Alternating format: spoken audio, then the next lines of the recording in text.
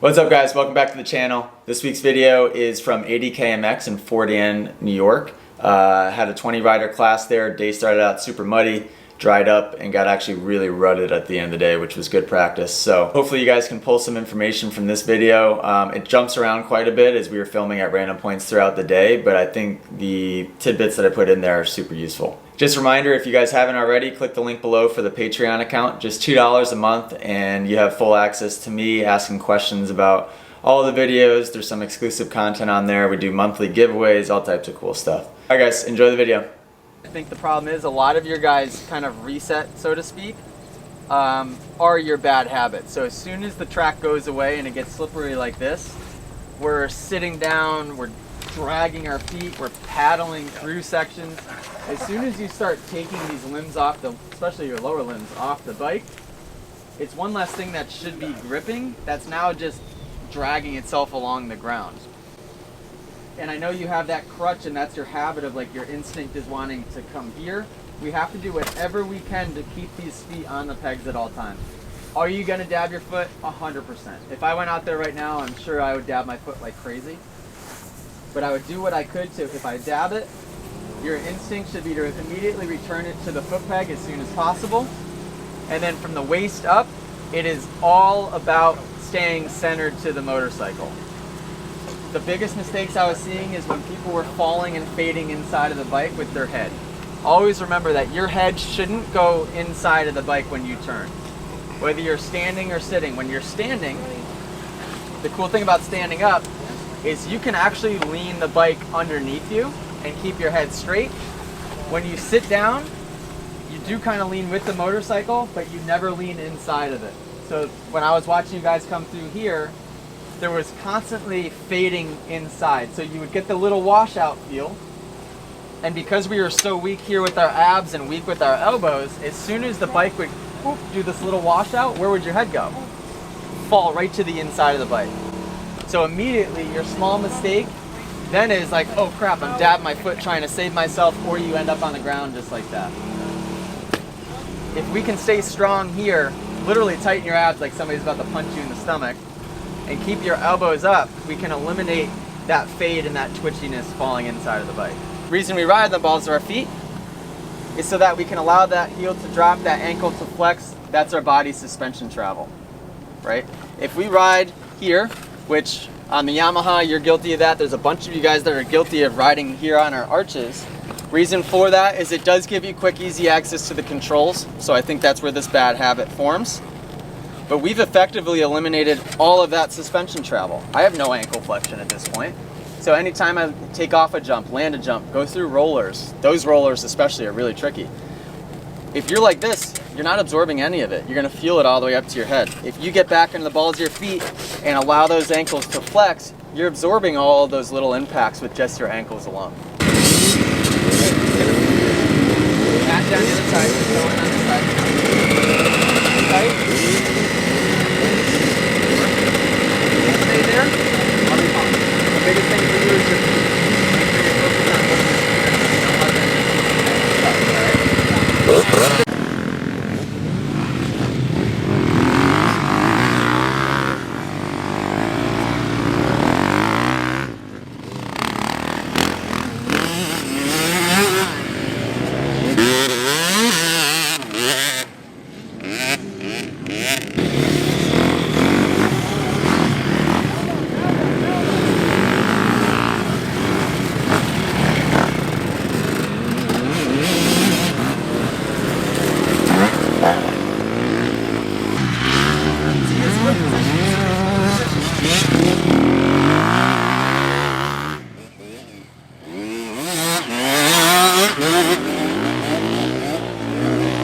Notice too how they're being pretty smooth in the throttle. On the 65, that's probably third or fourth gear, and he's managing those RPMs. As soon as the bike starts to rev up and spin, he eases back off on the throttle to try to regain that traction, which is good. Ross in the 4-stroke, straight up is just riding like it's a tractor the whole time. He's probably in third gear, very low RPMs, but he's keeping that rolling speed moving forward.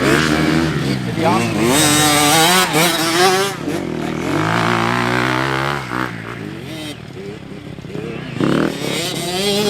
focus on braking right here after the tabletop. you need to make sure that you're in an area that has good traction and good bite. Like this is a good example right here. You guys can see me. If you're in this rut, you're dialed. We can brake pretty aggressive. We can trust that that rut's going to hold us. If we're out of this rut by 6 inches, either direction, we're in the slop. You can't brake aggressively. You probably can't hit the brakes at all without that bike feeling really, really unstable. So we have to make sure that we are set up really precise and where we want to go. And that comes with looking ahead. When we come out of this corner, out of that rut, you should have plenty of time to be able to choose that line and to feed into that rut that I just walked into right there. Pretty easy to line yourself up and to hit that thing. And right here, this isn't as sloppy as it was before. It's actually super, super tacky, so you can put that bike where you need to put it. When we brake, I want you guys standing up in your attack position, get as low as you can within that attack position to try to stabilize. If we start shifting our weight forward, anticipating for the corner, or we don't grip enough with our legs, and naturally those knees are going to come forward, we're going to be in a dangerous position when we brake. When we brake, no clutch to downshift, so just downshift that motorcycle. No clutch needed to use the front or rear brake. We want to use the front and rear brake together without that clutch. Using the correct amount of front and rear together is going to create what's called wheel chatter. Wheel chatter is basically your back tire tracking itself into the ground. It's going to sound like kind of like that chain slapping noise. That's key. That's going to actually be basically your anchor. Now, your front brake is your stopping power, your rear brake is your anchor, and you can't use one without the other. If you're trying to use your stopping power without your anchor, you're going to load the front end and you're going to feel that too much weight go to the front and it's going to be kind of sketchy. If we're using only the anchor and only the rear brake, we're not going to really have a whole lot of stopping power. It won't be dangerous necessarily, but we're not going to be able to stop that aggressively. Read the track conditions, get set up into a rut, stabilize within the attack position, and then try to get more and more aggressive as you get comfortable with the front and the rear. Modern day bikes, especially the KTMs, you don't need that much brakes to get those things to stop. But get a feel of every bike is a little bit different. I know on my Cowies I have to hit the brakes pretty aggressive to get them to work the way I want them to. As on the KTMs, you got to be pretty gentle with those things. Too much rear without the clutch pulled in, the bike's going to stall.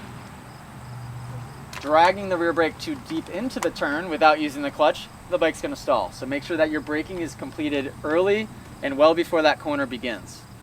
So in a situation like this, coming into this corner, majority of our braking, we're going to charge in hard.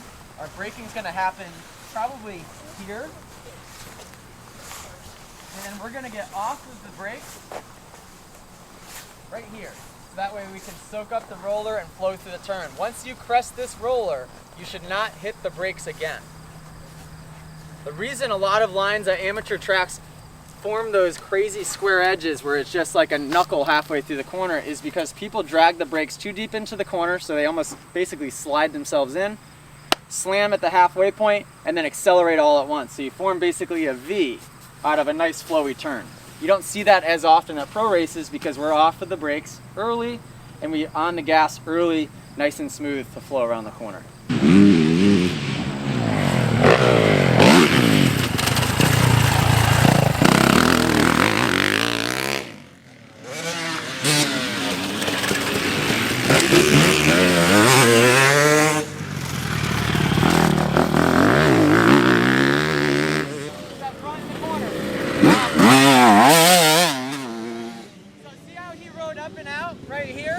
That can be controlled with the front brake. If the bike right here is wanting to ride out, use the front brake to get it to lead. Use that front brake and use it.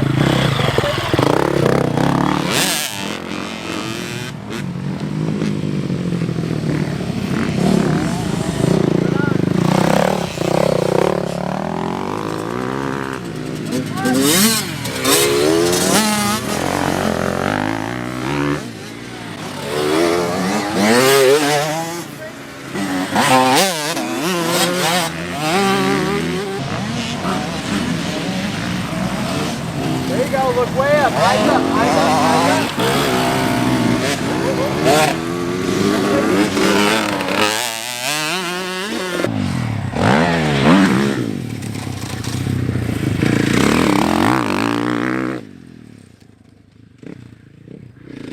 That wheel chatter coming in.